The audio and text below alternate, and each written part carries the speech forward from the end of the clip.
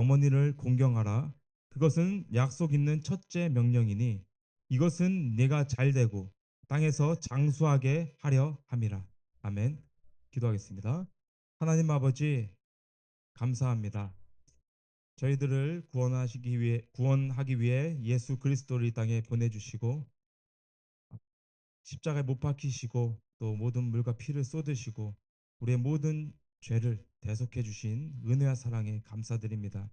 누구든지 이제 믿고 또 예수 그리스도를 받아들이면 누구든지 정말 하나님의 자녀가 되는 권능을 누리고 거듭나게 됨을 우리 믿습니다. 아버지 하나님, 이 거듭난 성도들이 또 이 예배 처소에 와서 하나님께 예배를 드립니다.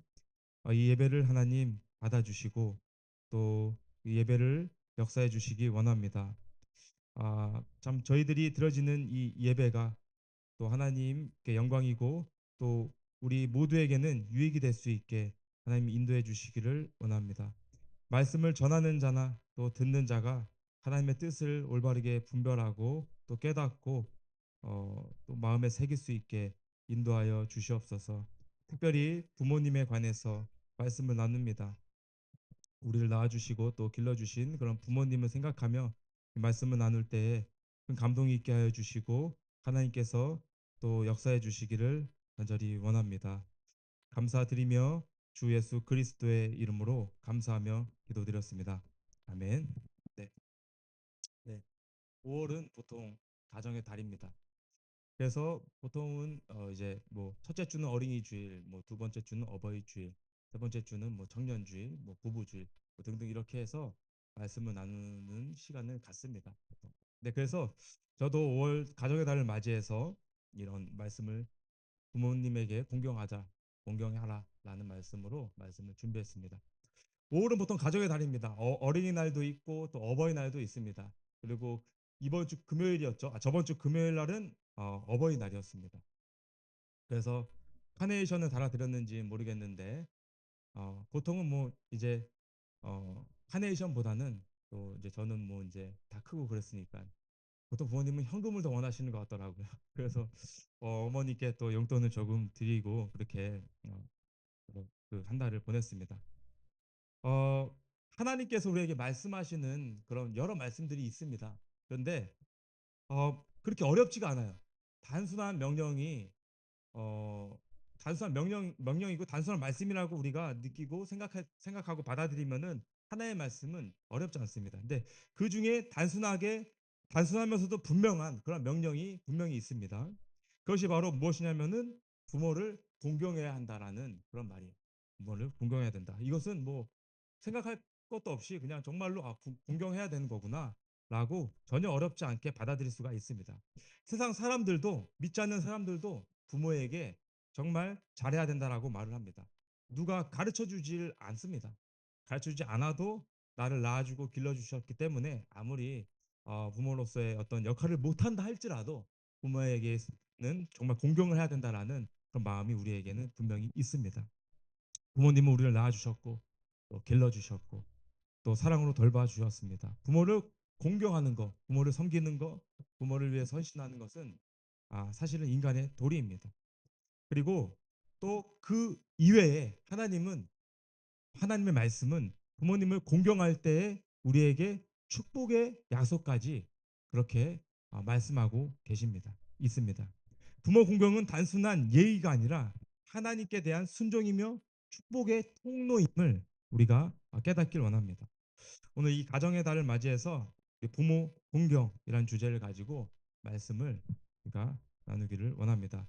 뭐 지금 결혼하셔서 어, 뭐 이제 자녀가 있는 분도 계시고 없는 분도 계시고 또 이제 아버지 어머니가 살아 계신 분도 계시고 또 살아 계시지 않는 분도 계실 것인데 그런 모든 것들을 들으면서 또 뭐 이렇게 상처받지 않으시고 그냥 어, 가정의 달이다 부모님께 공경해야 된다라는 그런 의미로 이제 말씀을 전달할 때 우리가 잘 이렇게 잘 받아주시기를 원합니다. 그래서 첫 번째로 생각해 볼 것은 부모 공경은 하나님의 명령입니다. 부모님의 공경하라는 것은 하나님의 명령입니다. 에베소서 6장 1절에 오늘 읽었던 말씀에 보면 이렇게 말씀합니다. 자녀들아 주 안에서 너희 부모에게 순종하라. 이것이 옳으니라. 이것이 옳다라고 말합니다. 여기서 옳다라고 하는 이 말은 단순히 세상적으로 옳고 그런 선한 행위를 괜찮다라는 그런 뜻만 있는 것이 아닙니다. 그런 뜻도 분명히 있겠죠. 그러나 하나님 앞에서 바르고 하나님이 기뻐하시는 그러한 일이다라는 뜻이 있습니다. 이것은 내 감정을 넘어서 하나님의 질서에 대한 순종을 뜻하는 겁니다. 분명히 부모님께 순종하라고 얘기한 거지만 하나님 영적으로 생각해 봤을 때 하나님의 질서에 대한 순종을 말하고 있는 것입니다. 그래서 부모의 공경은 어떤 우리가 감정적인 선택이 아니에요. 우리가 그래서 감정 때문에 그런 하는 것이 아닙니다. 하나님의 명령입니다. 기분 좋으면 하고 기분 나쁘면 하지 않고 뭐 부모님서 역할을 못하면 하는 게 아니고 부모님서 역할을 잘하면은 뭐 하고 그러한 것이 아니라 형편이 좋으면 하고 뭐 나쁘면 하지 않는 그런 것이 아니라 하나님께서 친히 명령하신 삶의 순종의 모습이고 질서인 것입니다. 하나님의 명령인 것입니다. 그래서 이 명령은 출애굽기 이스라엘 백성들이 출애굽하고 난 이후 그 이후부터 십계명을 받았을 때 그때에도 이 말씀이 있습니다. 출애굽기 20장 12절의 말씀에 보면 이렇게 말씀을 하고 있습니다. 내 아버지와 어머니를 공경하라. 그렇죠? 아직 율법이 없었을 때, 그랬을 때 율법이 주어졌을 때 이 율법 중에 아버지 어머니를 분명히 부모님을 공경해야 된다라는 이 명령이 그들에게 있었습니다. 그래서 그리하면은 주내 하나님이 내게 주신 땅에서 네 날들이 길게 될 것이다. 라는 말씀을 합니다. 십계명에서도 내 부모를 공경하라는 말씀이 있는 거예요. 이것이 정말 놀라운 것은 십계명에서 사람과의 관계를 다루는 그 계명 중에서 가장 먼저 나오는 계명이 부모님의 관계, 사람과의 관계에서 가장 먼저 나오는 계명이 부모님과의 관계에서 공경해야 된다라는 그러한 말씀입니다. 왜 이것을 가장 앞에 두셨을까요? 하나님께서. 왜냐하면 가정은 하나님이 세우신 첫 번째 공동체입니다. 첫 번째 공동체. 거기 중에 아버지, 어머니 그리고 뭐 자녀들이 있겠죠. 그 첫 번째 공동체입니다. 그리고 부모는 하나님께서 가정 안에서 세우신 첫 번째 누굽니까? 권위자입니다. 가정의 첫 번째 권위자. 부모님, 아버지, 어머니.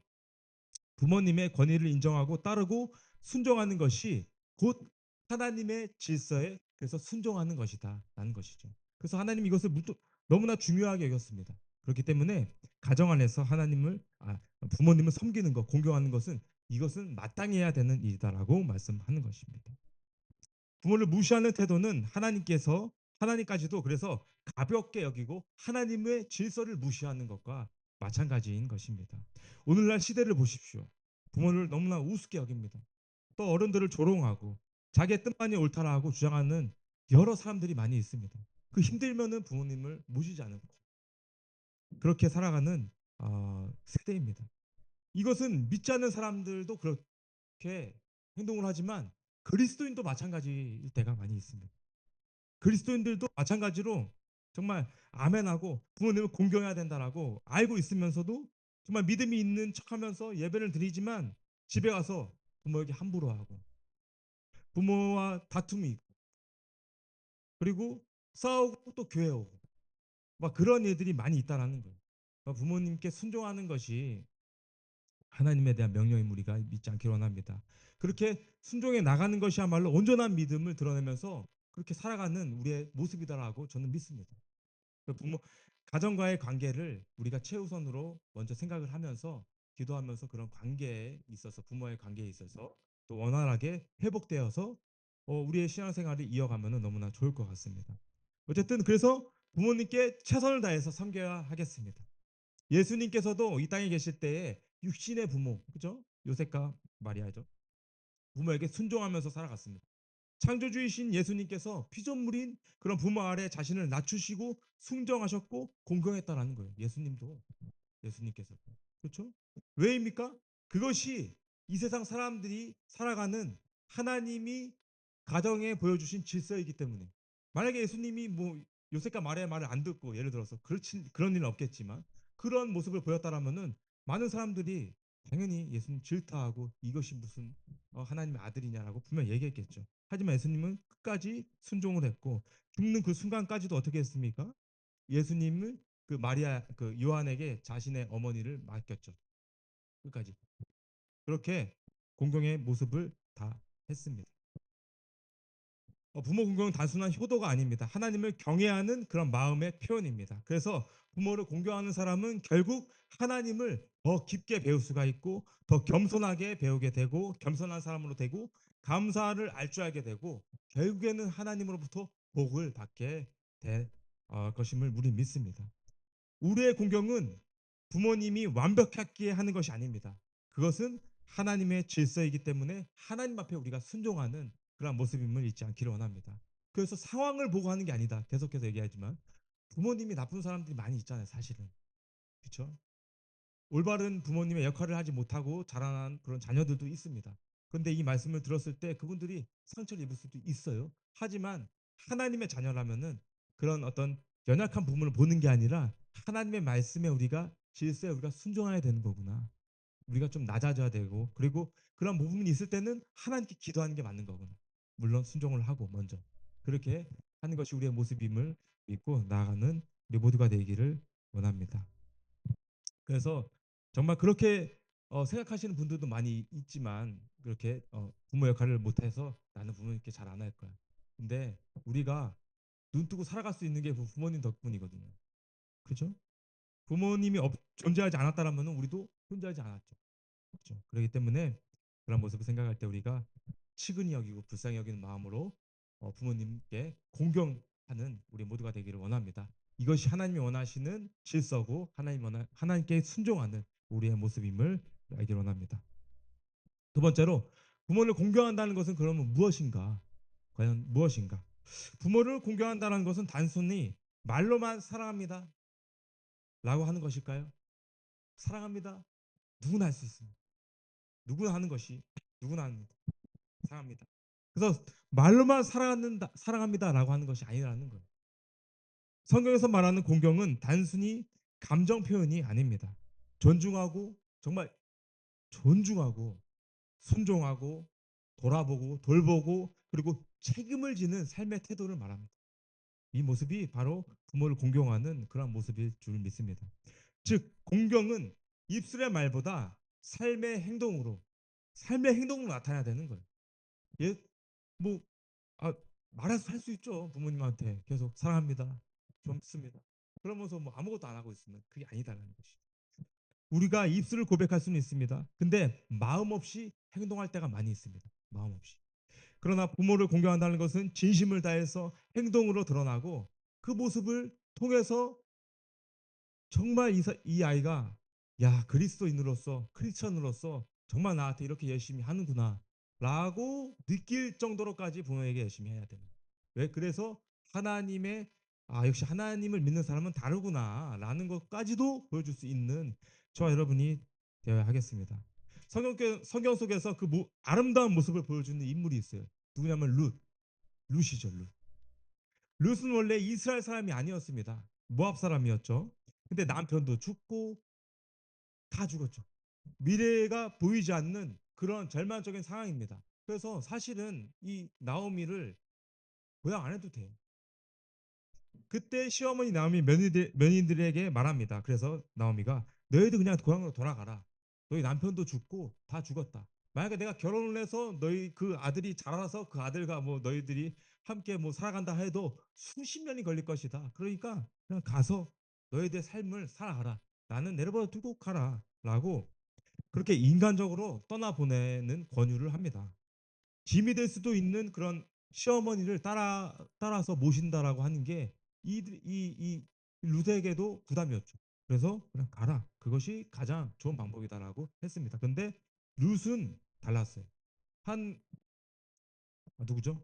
오르바연 생각이 안 나요 이름이. 하여튼 한 며느리는 떠나갔죠. 하지만 룻은 이렇게 얘기합니다. 16절, 17절입니다. 1장 16절, 17절. 룻이 이르되 나보고 어머니를 떠나며 어머니를 따르지 말고 돌아가라고 강권하지 마소서.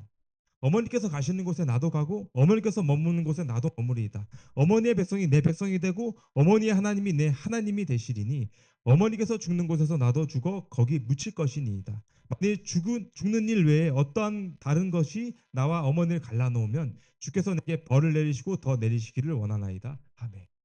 여러분 이게 쉽게 나오는 고백이 아닙니다. 왜 이렇게 할 수가 있었느냐? 계속해서 하나님 얘기를 해요. 주님 얘기를 해요. 그리고 주께서 내게 벌을 내리시면 그래서 주님을 의식하고 있었기 때문에 이 행동을 끝까지 내가 이 홀 어머니를 모셔야 된다라는 마음이 있게 된 겁니다. 주님을 모셨기 때문에, 주님을 알았기 때문에, 예수님을 하나님을 알았기 때문에. 이것은 단순히 감정적인 말이 아닙니다. 그래서 그 믿음 안에서 내가 그 하나님을 의지하면서 이 나오미를 끝까지 책임지겠다라는 결단이고 사랑의 헌신이었다라는 겁니다. 룻은 편한 길보다 섬김과 공경의 길을 선택했습니다. 낯선 땅 베들레헴에 와서 들에 나가서 이삭을 주면서 그 이삭을 갖다 주고 떨궈진 이삭을 가지고 가면서 시어머니를 그렇게 섬겼다라는 거예요. 자기의 삶도 힘들었지만 먼저 나아미를 돌봤습니다. 이것이 진짜 공경의 모습이다. 하나님으로부터 오는 그 믿음을 가지고 힘들지만 이렇게 해야 되는 것이 마땅하구나라고 행동으로 옮긴 룻의 모습. 이것이 정말로 어, 부모님을 공경하는 진정 모습이다라고 볼 수 있습니다. 부모 공경은 형편이 좋을 때만 하는 것이 아닙니다. 희생이 필요할 때 감당하는 것입니다. 시간이 들고 마음이 힘들고 때로는 정말 이 시간을 뺏겨야 되고 손해 보는 것 같이 보여도 외면하는 것이 아니라 부모님을 공경하는 그것이 하나님이 원하시는 아, 자녀로서의 모습이다라는 것입니다. 부모의 말에 귀하게 여기는 거, 부모를 귀하게 여기는 거, 부모를 함부로 대하지 않는 거, 부모님이 연약해졌을 때에 외면하지 않는 거, 필요를 돌아봐 주는 거, 그리고 함께 있어 주는 거, 함께 기도해 주는 거, 이거, 그리고 끝까지 책임지려는 것. 그것이 부모를 정말로 공경하는 우리의 모습이다라고 믿습니다. 세상은 늙은 부모를 부담처럼 여기기도 합니다. 늙어서 이제 호랑이가 이빨 빠진 것처럼 사자가 이빨 빠진 것처럼 다 기력을 잃은 부모님을 보면서 정말 부담을 느끼기도 할 때가 많이 있다라는 거. 도움이 되지 않으면은 가치가 없는 것처럼 그렇게 부모님께 어떻게 보면은 어, 말을 하기도 할 때가 있습니다. 그러나 성경은 전반대로 얘기하는 거예요. 그러한 부모님일수록 끝까지 모시고 기력이 없는 부모님일수록 끝까지 우리가 책임져야 한다라고 말씀을 합니다. 모든 부모가 완벽할 수는 없습니다. 때로는 상처도 줄 수 있고 우리에게 아픔도 줄 수 있습니다. 그러나 그것은 감정에 따라 사는 사람들의 모습일 것입니다. 하나님의 말씀에 따라가는 사람은 그런 사람일지라도 우리가 섬기면서 끝까지 책임져 줄 줄 아는 우리의 믿음이 될 수 있기를 간절히 원합니다. 세 번째로 생각해 볼 것은 부모 공경에는 약속된 그래서 축복이 있습니다. 축복이 있습니다. 2절 3절입니다.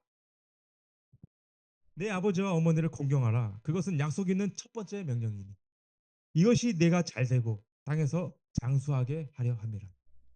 분명히 말씀하고 있습니다. 다른 말씀에는 뭐 어떤 정확하게 하나님의 어떤 복이 임하는 말씀이 없습니다. 십계명에. 근데 하지만 이 분명하게 말씀하는 건 이 말씀에서 부모님을 공경하게 되면은 네가 잘 되고 땅에서 장수하게 된다라고 약속의 말씀을 하고 있습니다. 하나님은 모든 계명에 다 약속을 붙이시지 않으셨다라는 거예요. 그렇죠? 모든 계명에. 그런데 부모의 공경의 계명에서는 특별하게 약속의 말씀을 붙이셨습니다. 분명히 말씀합니다. 잘 되고 장수하리라. 물론 잘 되고 장수하기 위해서 부모님께 뭐 효도하고 그런 건 아니야겠죠. 그런 건 아니지만 어떻게 됐든 부모님께 효도하고 부모님을 위해서 헌신하고 섬기게 되면 분명히 하나님의 말씀에 땅에서 잘 되고 그리고 장수하게 된다라고 복을 주시겠다라고 말씀하셨습니다. 이것은 하나님께서 부모 공경을 얼마나 중요하게 여기신지를 보여줍니다. 또한 이 복은 이스라엘 백성들이 가나안 땅에서 하나님의 명령과 법규를 지켰을 때 주어지는 복과도 같았습니다. 그래서 이스라엘 백성들에게 가나안 땅에 들어갈 때에도 똑같은 동일한 말씀을 해요. 하나님의 말씀에 순종하고 법에 따르게 되면은 하나님을 섬기게 되면은 너의 땅에 들어가서 기업이 끝까지 있게 될 것이고 뭐 풍성하게 있게 될 것이다라고 말씀을 합니다. 그래서 여기서 잘 된다라는 의미가 무엇이냐면은 단순히 뭐 돈이 많아지고 뭐 우리가 돈을 많아지게 되고 세상적으로 성공한다라는 그런 의미가 아닙니다. 그런 의미가 아닙니다. 그래서 뭐 돈을 뭐 많이 얻기 위해서 뭐 효도를 해야 된다. 이러한 말씀을 하는 것이 아님을 우리가 물론 다 알고 있습니다. 있을 좀 있습니다. 일이 술술 풀리는 것 이상으로 그거 이상으로 하나님 보시기에 선하고 아름다운 그런 상태가 된다는 뜻이에요. 그죠? 선하고 아름다움.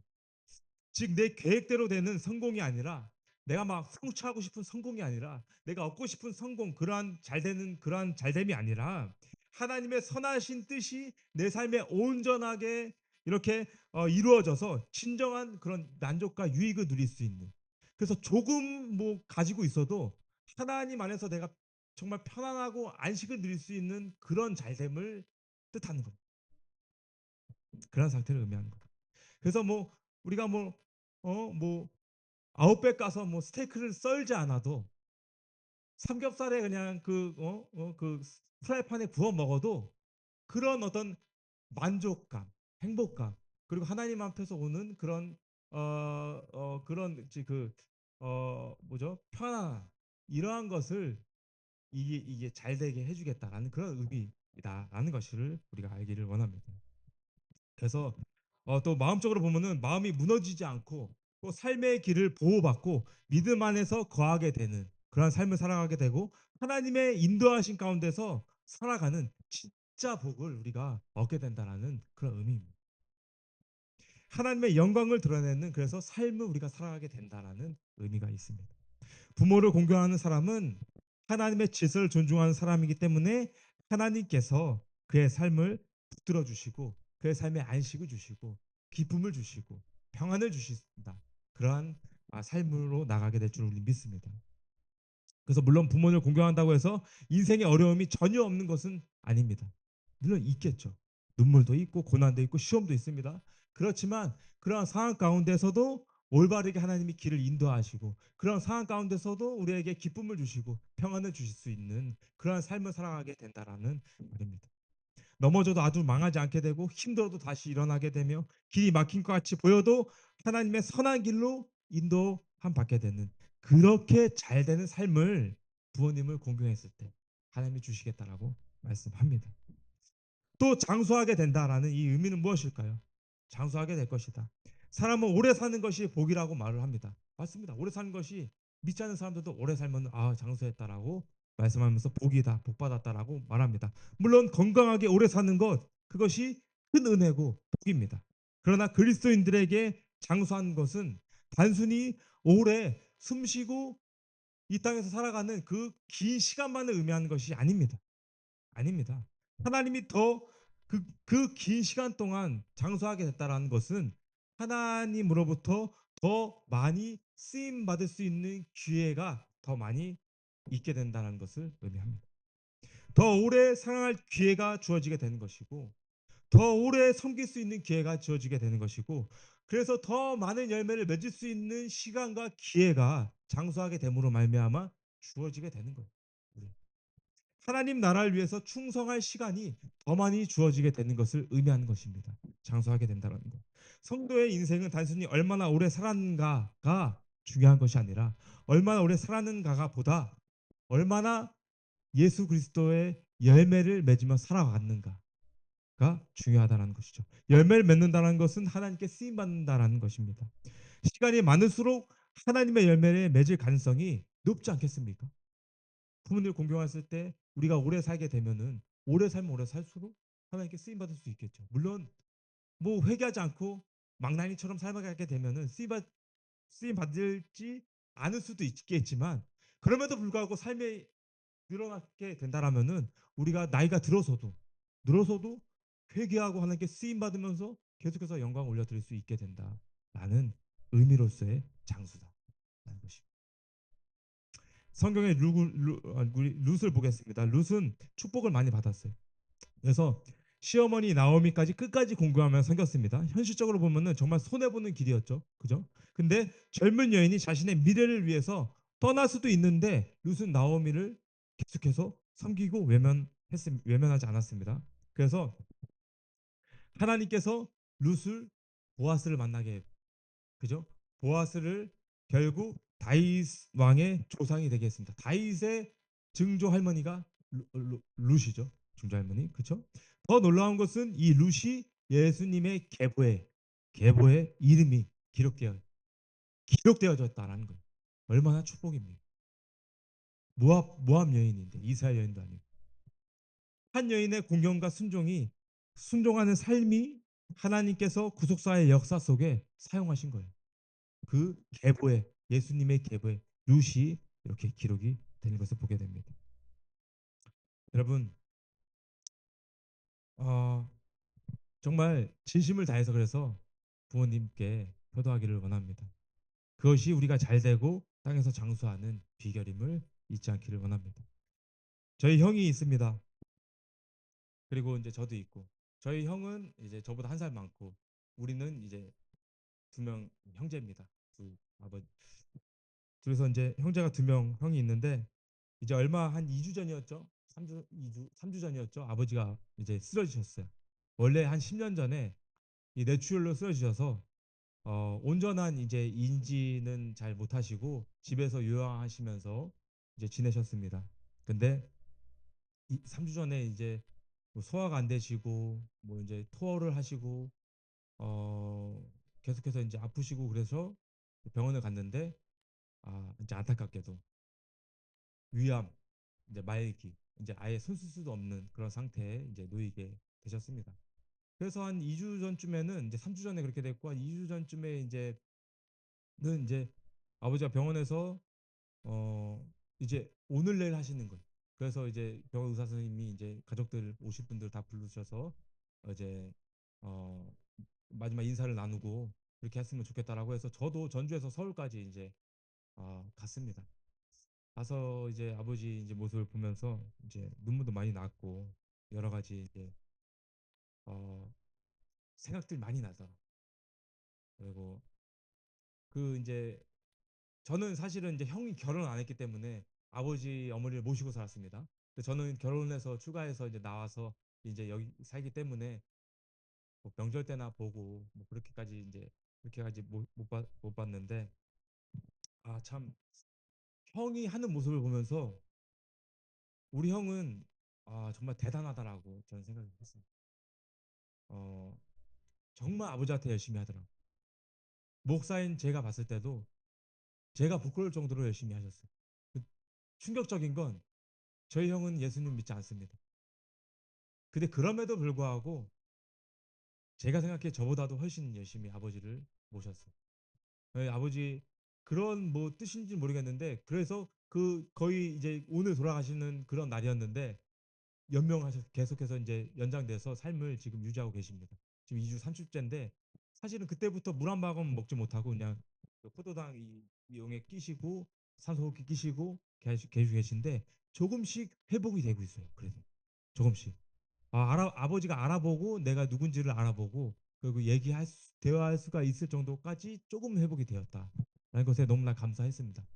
그래서 어쨌든 형이 그런 부분을 보면서 너무나 야 정말 제가 부끄러울 정도로 잘하는구나.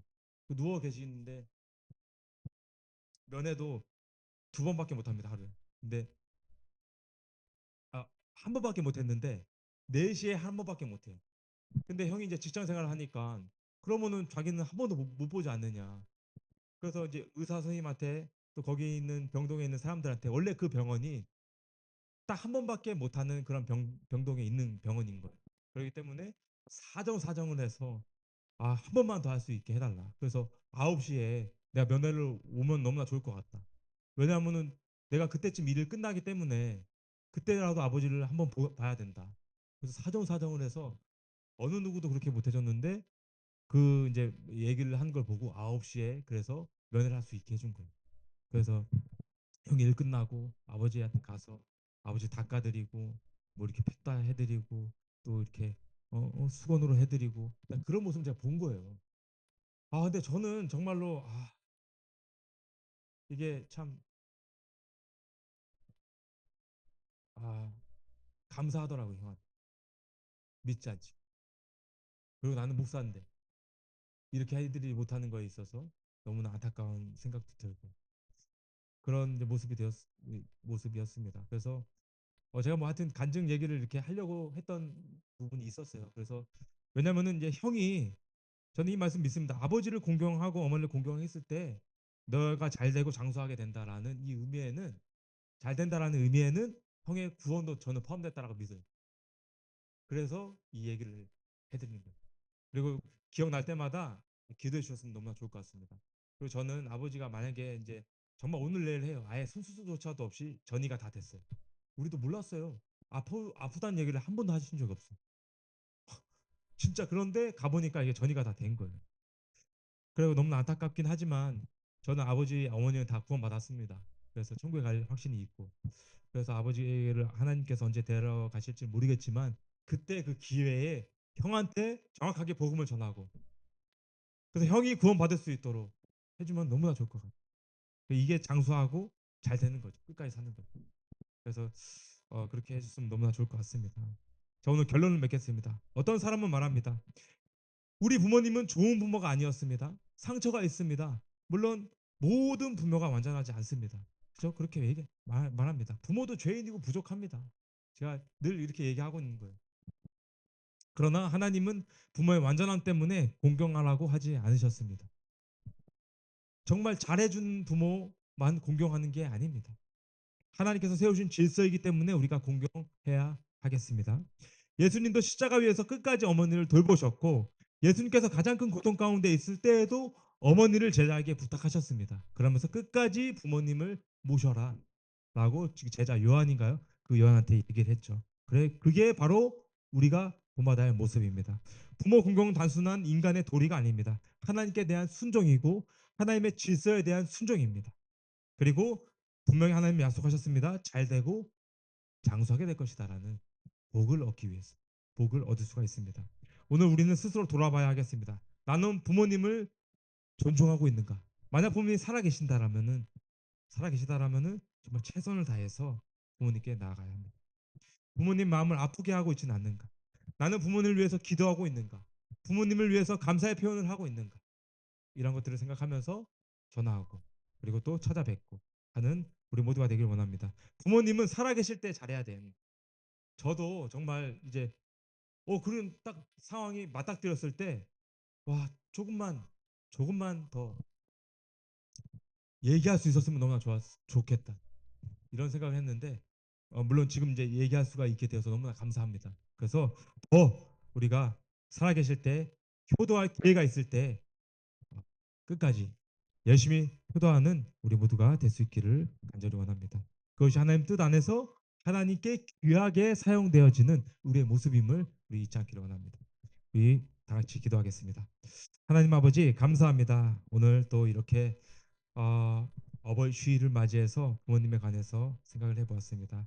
아버지 누구에게도 어느 누구도 다 부모님은 있습니다. 그 부모님을 생각하면서 이번 한 주간